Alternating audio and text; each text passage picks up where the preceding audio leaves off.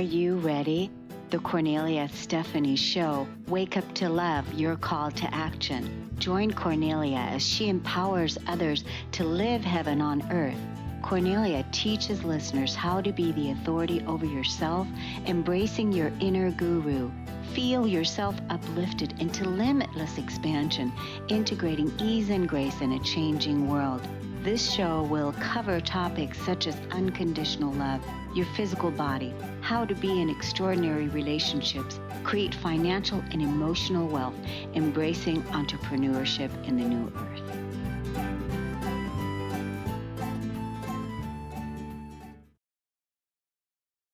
Welcome to the Cornelia Stephanie Show. It's an honor and a pleasure to be here with you today. It's Friday and we have our stories of hope. Our first guest today, we're going to talk about all things financial that is up for so many people right now, because I'm sure that you are feeling the uncertainty that's out there of all of the things that aren't working. And if you're an entrepreneur and if you are feeling that uncertainty and not sure which way to go, I'm certain that our guest today, Joseph Lombardo, is going to support us with giving us some hope in these uncertain times. But first, let me tell you a little bit about Joseph. He is a managing partner at Ironhawk Financial. He's a distinguished figure in the world of finance, known for his dedication to helping individuals and business owners in the construction and blue-collar industries to achieve financial stability.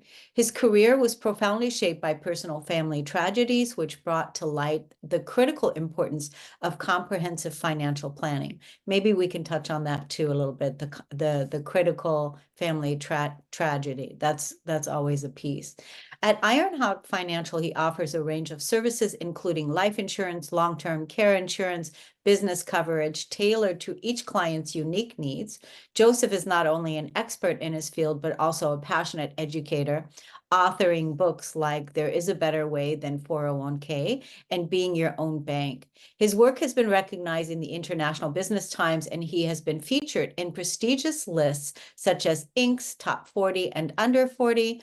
Joseph's commitment to financial education and security makes him a sought-after voice in finance, and I'm glad you're here today. Welcome, Joseph Lombardo. It's Lombardi, but thank you for having me, Lombardi. Cornelia. Yeah, it's great to have you.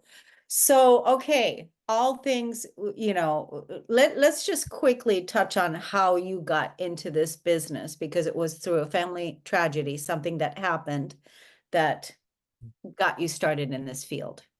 Yeah, I mean it was really sad.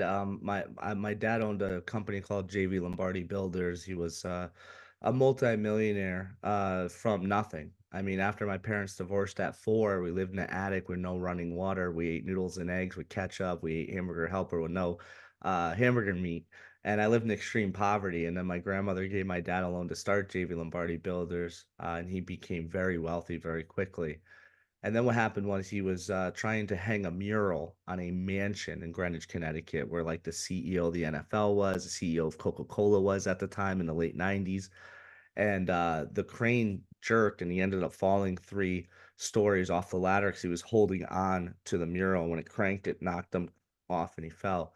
And I was there. I was 15. I've been working with my dad for years. It was just me and him.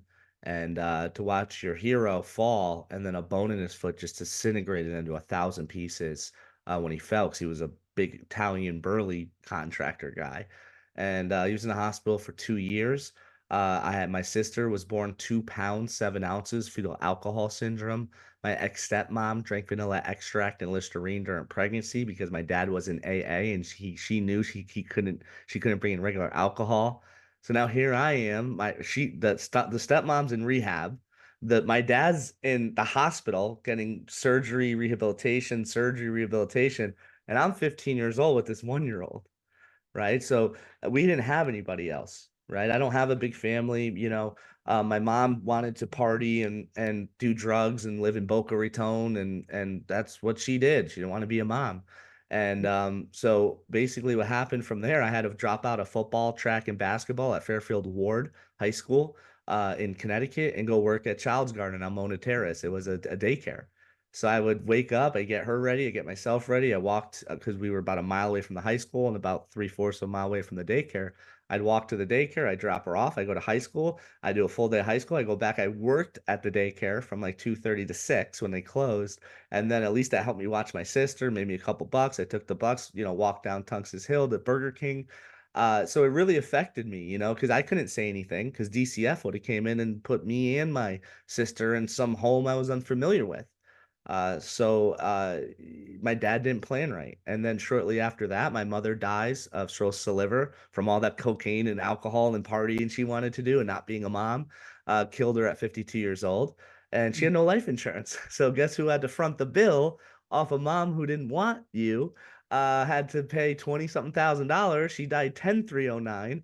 My first child was born 11/3/09. I just bought my house August 19th, 09.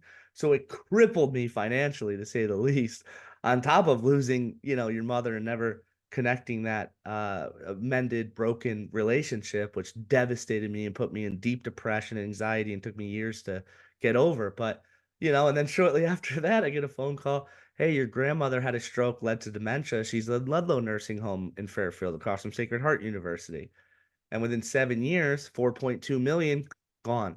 My grandfather's entire estate was stolen by the nursing home.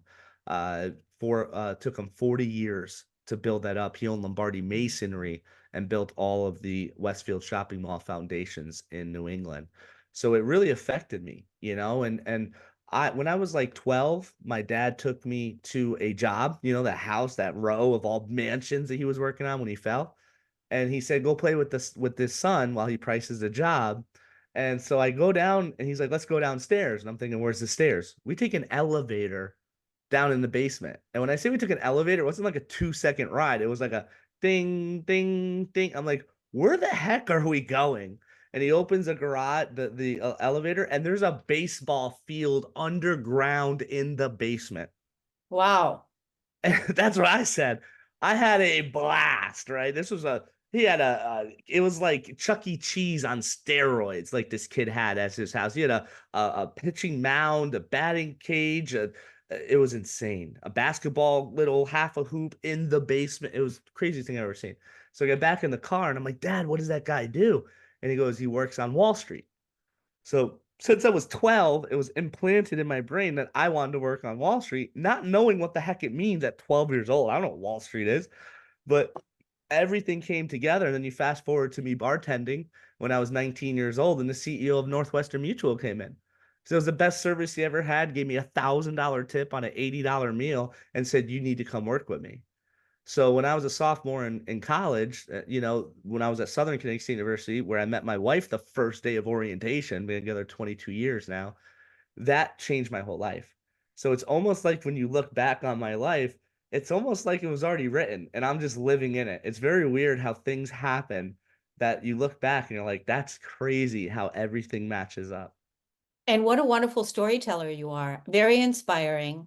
I'm very inspired. There's so many avenues I want to go into some of the things you said, but we don't have that much time because these segments are really short. They're meant to offer hope for the listeners that are listening and tuning in to feel inspired to keep going.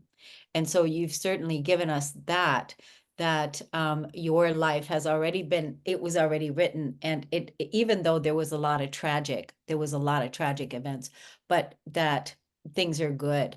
And like we talked about in the green room, that you're doing well, your family's doing well, your kids are doing well, the company's doing well, things are great. Let's tell the audience what you do so that they can look you up for further information and follow you even on your own podcast. Sure. So, what I do for clients is I use different IRS codes and strategies to help alleviate taxation. I believe that taxation is theft. I believe that interest is theft. So I try to protect my clients by building legal tax-free accounts known as Rich Person's Roth, Infinite Banking, Be Your Own Bank, which is one of the 3 books I've written. And what it does is it uses an IRS code. That IRS code is called 7702. That is the code that all the wealthy ultra people, ultra millionaires use. I don't know if you recall when Donald Trump and Hillary were on the 2016 campaign, and Hillary goes to Donald Trump, "You're a bad orange man, you pay no taxes." And Donald Trump says, "It doesn't make me bad, it makes me smart. I use the same IRS codes that your donors use, and you had 30 years to close the loophole." That code that they're referring to is 7702, and it's what I've been specializing in for 21 years. And so my biggest goal is to help protect people from market going down, taxes going up, Yeah. inflation going up, and interest rates going up. And then my second strategy is rolling over people's retirement accounts, IRAs, 401k, SEP, Simples, pensions, into fixed index growth annuities, fixed index income annuities that have been averaging 13%. And both of my strategies you can't lose. So that's why I maintained a 5-star rating on Google and an A+ rating on the Better Business Bureau for over 20 years. How do people find you and your podcast? So my podcast is Money Talk with Ironhawk, and that's found on everything. Apple Podcasts, Spotify, CarPlay. It's called Money Talk with Ironhawk. And you can go to www.ironhawkfinancial.com and you can fill out the contact us button, and either me or one of my many guys that work with me will reach out to you. Good. I'm definitely going to be looking you up and listening to you. Thank you so much. You inspired me today. Thank you so much for coming on the show. We're going to take a break and we'll be right back, everyone.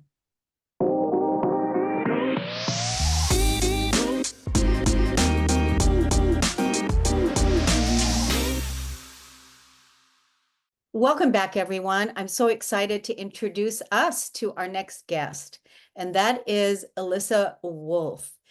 After having 5 kids in 10 years, Alyssa went looking for her next challenge and found online business. Wanting to simplify life for moms everywhere, she is now an online business productivity coach for other work from home moms who want to achieve 6-figure incomes in part-time hours. That sounds great. She helps them love their mom life again, think and spend less time on housework and business to-dos and more time being present with their kids while still making time for them to recharge and feel confident that they've handled everything in their business needs. Welcome to the show today, Alyssa. Thank you so much for having me.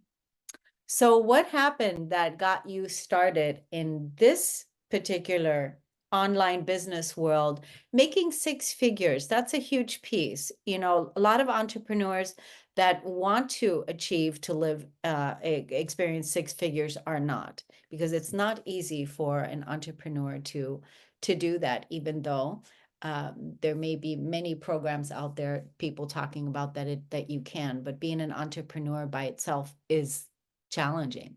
So how did you get there? My focus was on how do you do the mindset shift going from stay-at-home mom to I am earning money with my business. And I noticed a common theme in other business membership groups with other moms who said, yes, I want to start my business.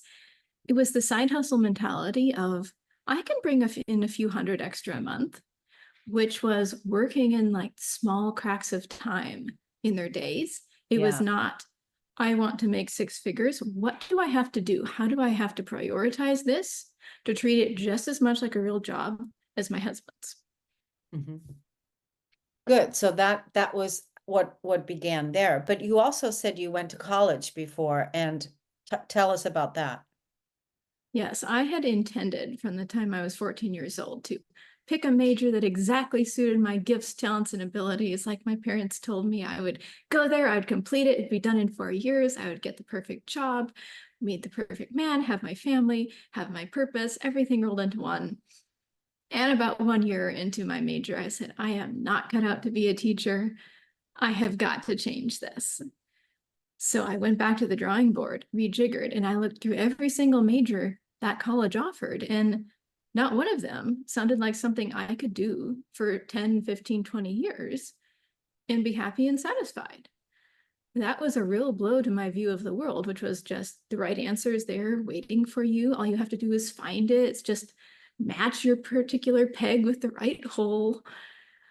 So I had to come up with something totally different, a create your own study plan degree, so that I got a bachelor's degree. And I ended up leaving college without a particular job field ahead of me. Wow, that's huge. Yes, I at least accelerated the degree by 18 months. So I made it out in 2.5 years instead, but it meant I didn't have any particular skills or training. What I did find was a husband. So I was like, all right, I will go start the family building portion first.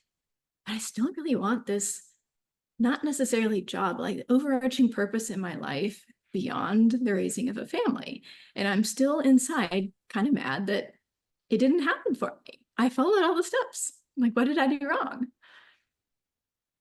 So I kept having another kid and another kid and another kid, homeschooling them, getting better at cooking, like all the stay-at-home mom things. And 7 months after the birth of my 5th child, I heard about online business on a podcast.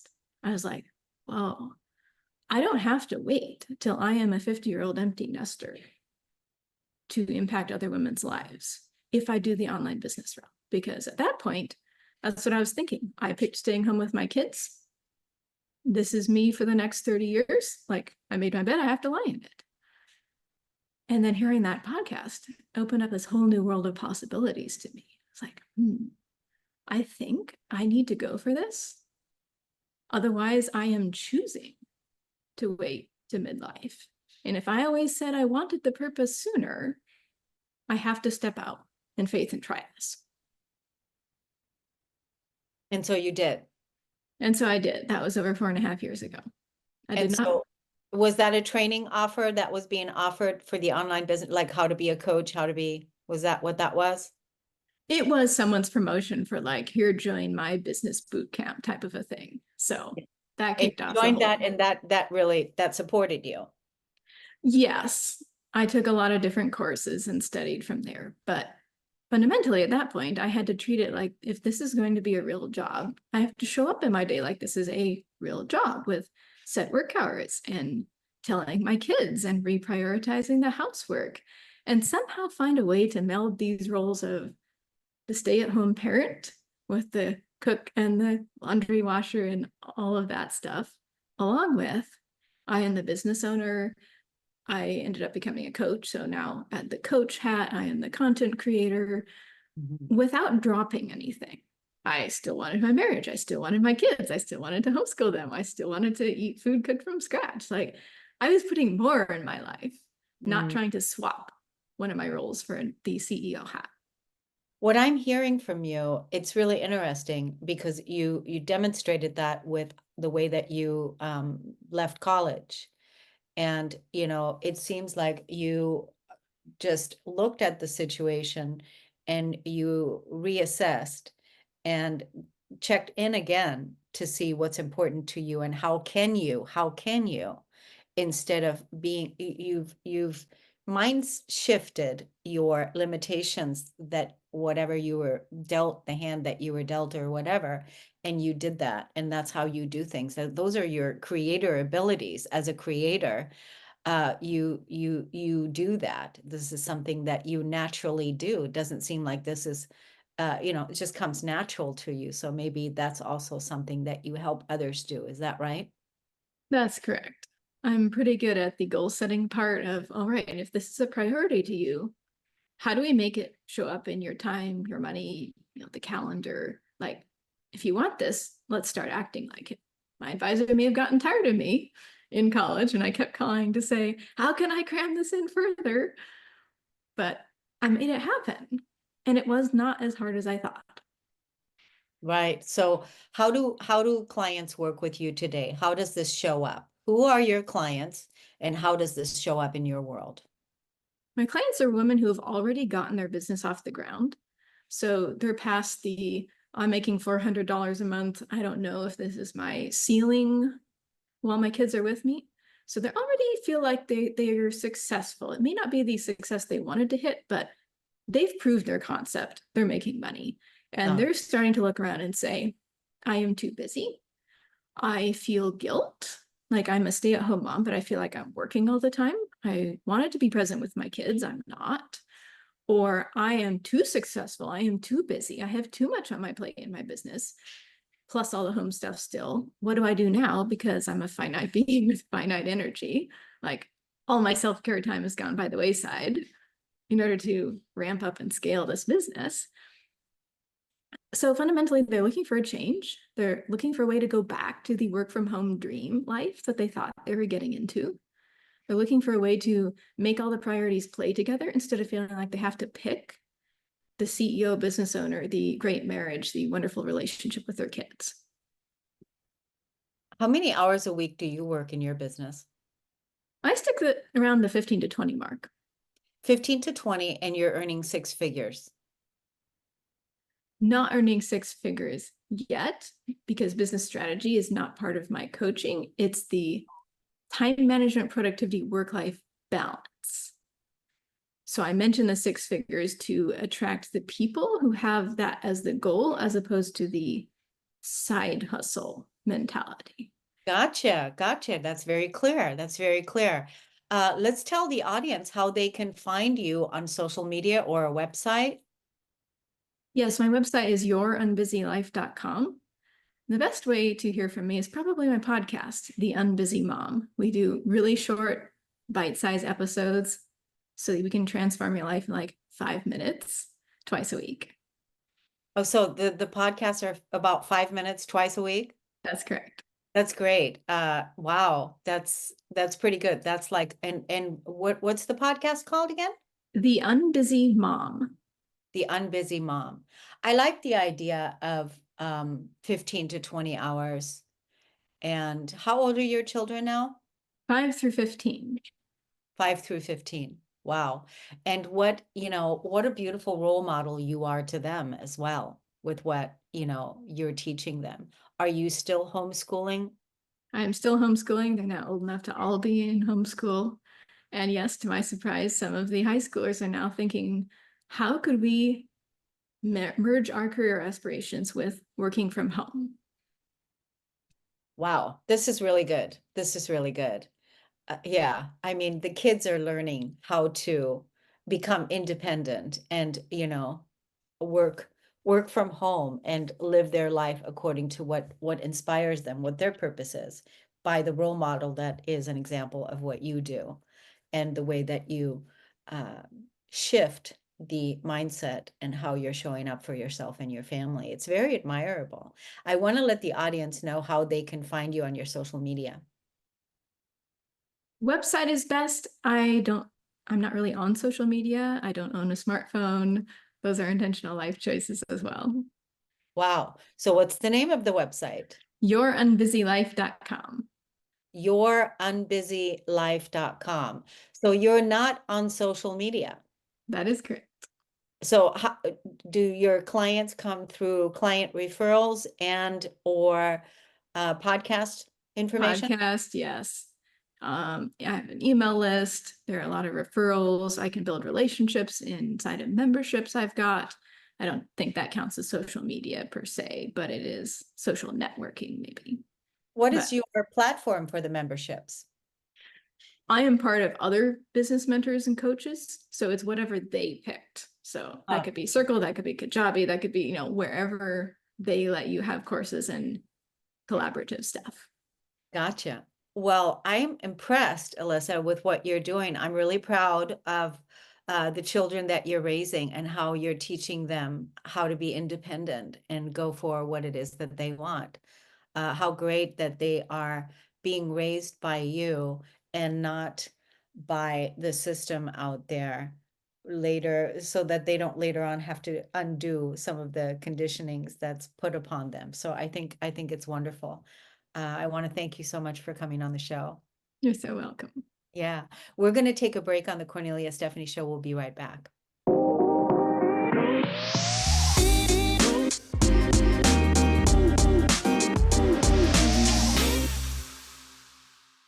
Welcome back, everyone. Thank you so much for listening and tuning into the Cornelia Stephanie Show. Our next guest is JP Marsh, and he is here to offer us hope and to talk about co-parenting. He is a 41-year-old single girl dad to a 9-year-old, and he's gone from conflict to collaboration over the last 7 years in his co-parenting relationship. Coach, speak, and advocate. for the positive benefits of getting out of your own way and putting the happiness and success of your children first. Welcome to the show, JP Marsh. Thanks for having me. It's great to be here. So you had conflict before. Yeah. Yeah. It's my story is not terribly different than, the 70-80% divorce rate, and the kids caught in the middle. You have the anger and the hurt feelings and the shame or betrayal, or whatever baggage that you're dragging from the relationship into your new reality as a co-parent. And you still have to be able to communicate with the other parent, and you still have to be able to make plans, vacations, separate time, and all of these different things. And like everybody else, there was I had a hard time leaving my pity party, so I was always instantly defensive over nothing. And then I would make a jab, and then she would jab back, and then everything just would kind of snowball into a bigger argument or an escalated situation. And then once I sort of left my own pity party and did a lot of work on myself, and accepted the new reality that I was in, and then everything little by little just kept getting easier and easier, and smoother and smoother. And then to the point now where my daughter's in a blended family, and we'll do the lake trips in the summertime all together, and the barbecues and the holidays and school functions and all these things. And it's not it makes it a lot easier. You know what I mean? Nobody's having to, oh, she's going to be here at this point for Thanksgiving in this place, this little bit, make sure she gets here, and these kinds of things. And so it's, the benefits of, growing up and putting your kids first definitely outweighs the trying to hurt the other parent by using your kid as a weapon or a tool, for sure. How long have you all been single now? About 7.5 years we've been doing the co-parenting thing. So right after my daughter turned 2, Wow. is when we had split up. And then somewhere around 4 years old is when everything started getting a lot easier as far as the communication and the understanding. The more that I was willing to be flexible, the more she was willing to be flexible. It's just compounding interest, except good behaviors and good outcomes, as opposed to the toxic behaviors and the toxic outcomes. And so the more that everything's peaceful and the more that you can get along, the easier it is to just continuously build off of that. You know what I mean? Yeah. So that must have been, like you said, initially you were pretty defensive. Initially, Right. it was really hard because, I mean, you were hurting. You were Right. hurting that the relationship was not, the marriage was, you had a baby, and Right. it's not working out. It's not what you thought. You were hurting. And really, it's like, how do we do this? How Right. do we do this? And how do I still love and accept myself as a man, even Right. though I feel, terrible that I can't have my family with me? Right. Right. And it's, being able to, when I talk to people and that, and in this realm, the most important thing is sort of changing your reality, the way that you see the other person. Because I never refer to my daughter's mother as my ex, because in my reality in this life, that's not who she is anymore. You know what I mean? She's the mother of my child. And so changing your frame of thought, or the way that you view that person, That and getting helps. out of your own way and letting go of the baggage, and letting the relationship die and grieving it, same as any other sort of death, same as, to get past it and start moving forward. And then once you can put your kids first, it's easy to not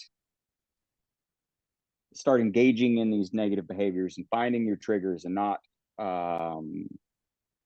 sort of these, you're not poking back and forth, and you're not trying to carry these double standards, and you're not trying to control.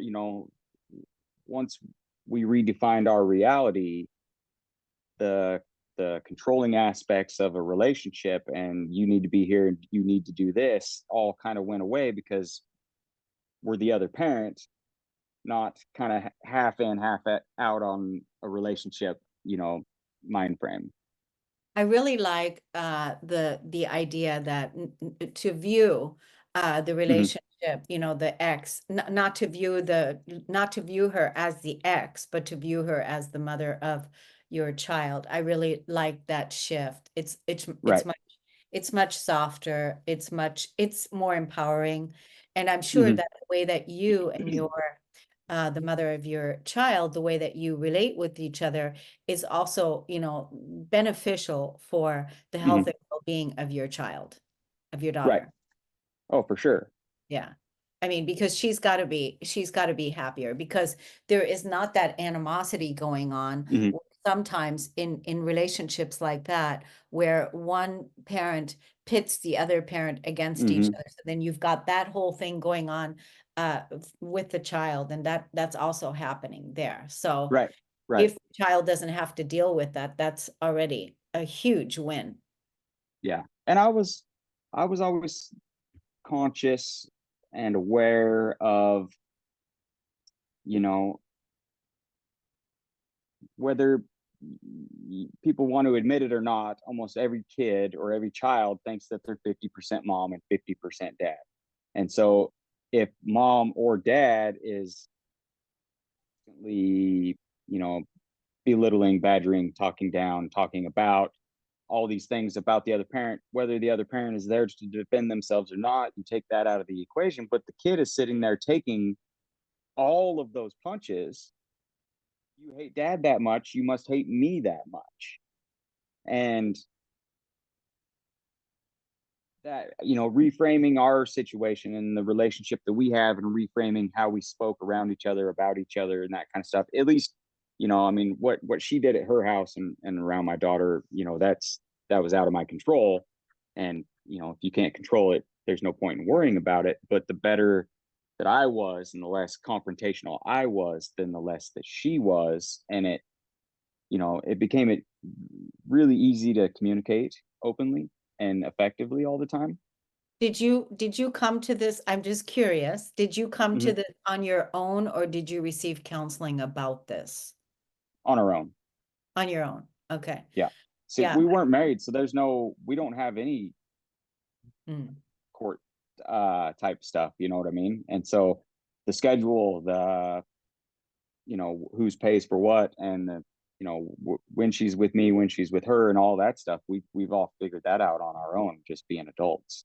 Yeah, I think that's such a powerful role model. It's a wonderful way to model to your children and also to humanity, the people that are in your circles and in your life. Right. Curious, are you married, or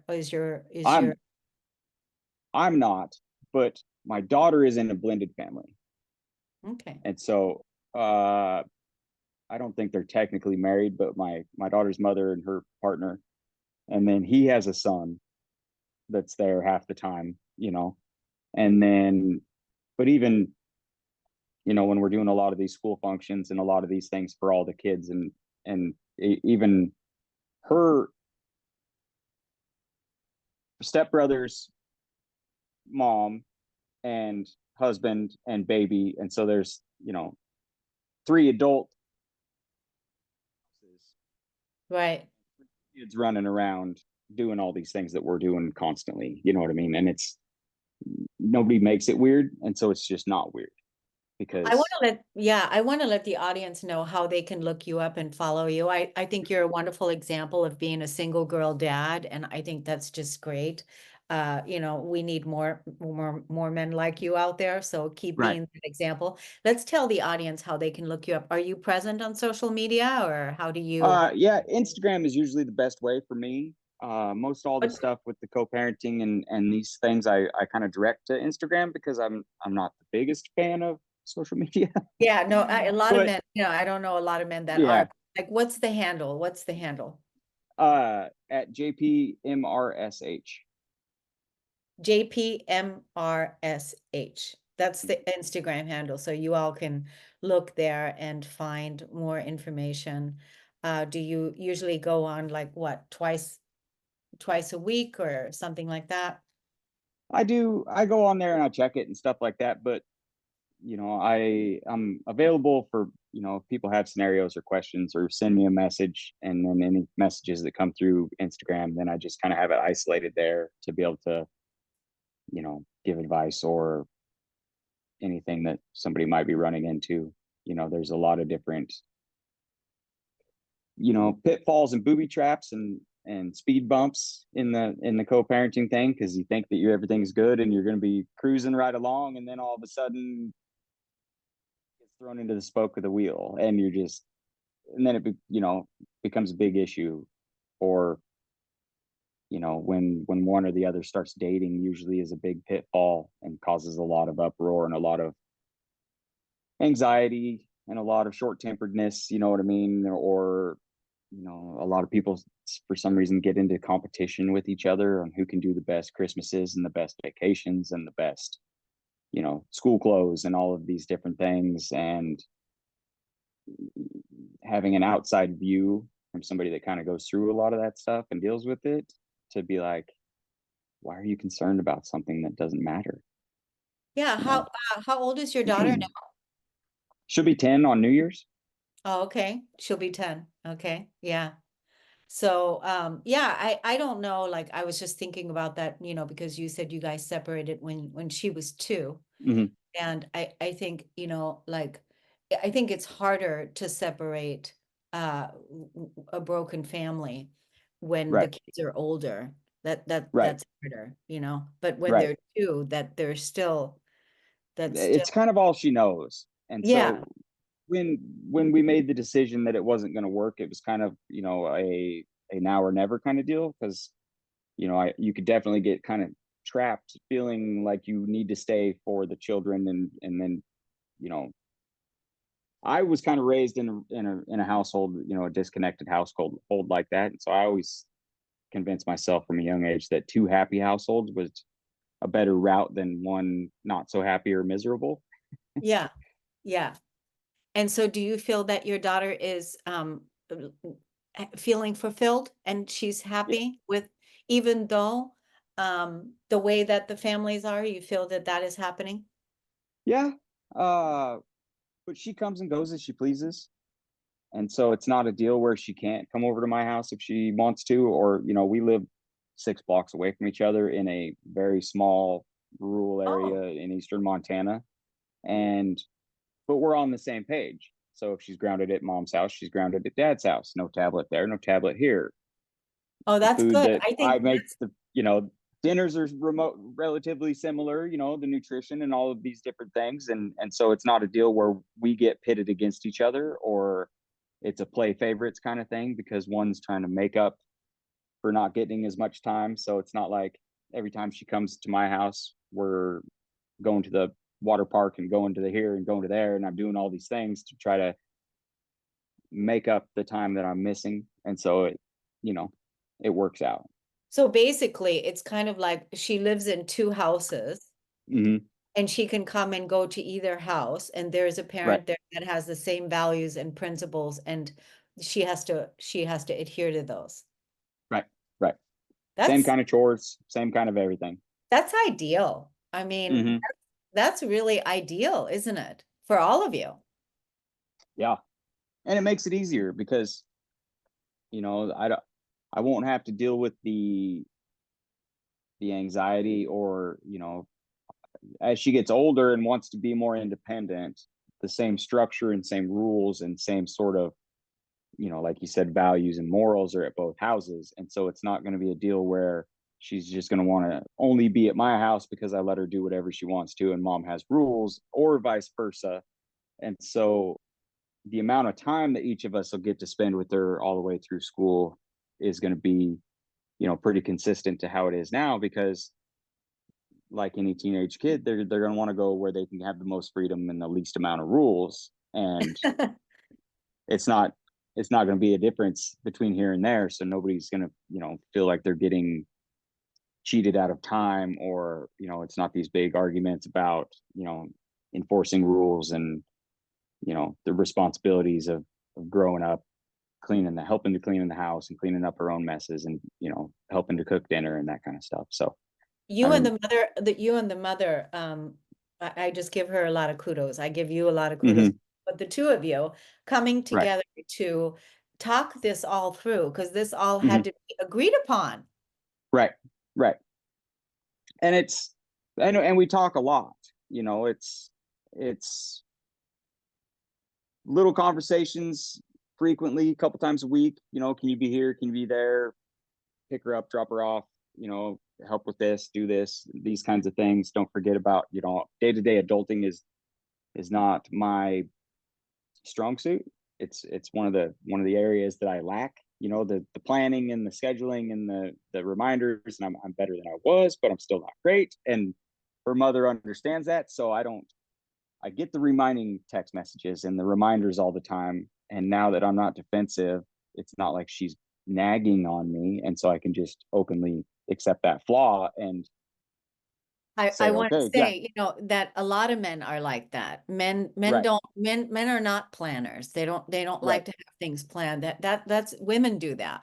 Women with their busy multitasking things that hmm, that's what women do. Men have that zero single focus, and they don't plan too far in the future and all right, that. They just, so I think, the fact that you're learning how to work with all of that, right?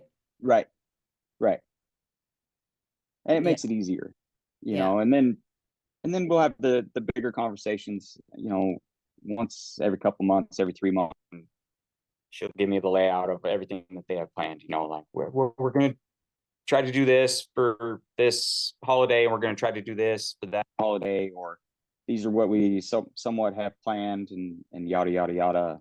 And then she reminds me as they get closer too, because I'll forget if they're leaving town for the weekend, or these kinds of things. But, you know, being able to communicate and being able to talk and being able to just openly, Totally. you know, It it just just makes feels, it easier. yeah, and it feels like you're Right. included, in all of that.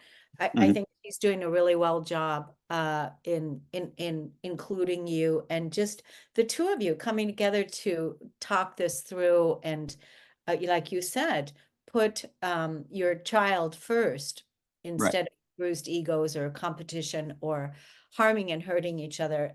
This is really it's a beautiful story of hope, and Thank you. it's really ideal. So I just want to just congratulate you. I want to let the Thank you. audience know again that they can find you on Instagram at JP Marsh.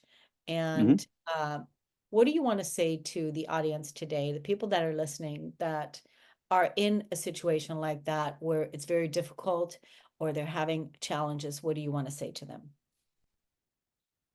Typically, you know, the thing that I think most people lose sight of is once you become the person that you want to deal with, everything gets easier. And so, you know, you can't expect other people to change and become the easiest person to communicate with if you're not the best communicator yourself. So do the work on yourself and make yourself the person that you want to interact with. And that kind of goes for all aspects of life. You know, be the employee that you want be the employee that you want the other employees you work with to be. Because, you know, don't have expectations for everybody around you if you're not on that level, I guess. Yeah, treat people the way you want to be treated is basically Right. what you're saying in, Hmm.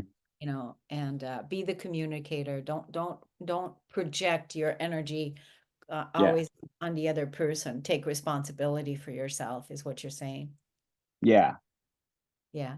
Well, I want to thank you so much for coming on the show today. I really appreciate our conversation, and I appreciate what you're doing. I think it's wonderful to know that there's people like you guys out there that are doing this great, amazing work with raising the kids, even if you two are not together anymore in the same Thank you. household. Yeah, it's I wonderful. appreciate that. Yeah, absolutely. I want to thank the audience for listening and tuning in. Thank you so much for coming on and listening to the show, and we'll see you all again next Friday. Thank you, everybody, and we'll see you next week. Take care. You've been listening to the Cornelia Stephanie Show, Wake Up to Love, your call to action. Tune in each week on Transformation Talk Radio. Cornelia's joy is to engage others in practical ways, showing us how to live in the new earth in harmony with our true nature. For more information on Cornelia and her extraordinary work, or to listen to past shows, go to her website at corneliastephanie.com.